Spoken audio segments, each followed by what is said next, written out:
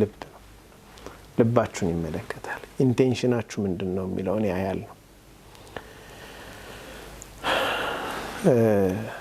ዑለማዎቹ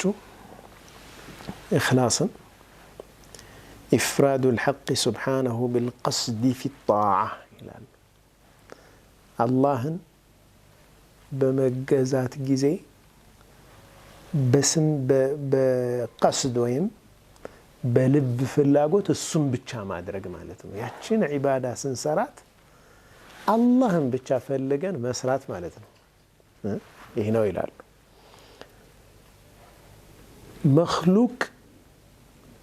مخلوق إن جنزابي وست كماس جبات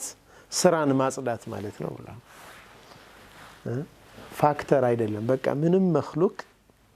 እዛ ስራ ውስጥ ግንዛቤ ውስጥ ሙላሐዛ አይደረግም ምንም የሚታይ مخلوق ድርሻ የለው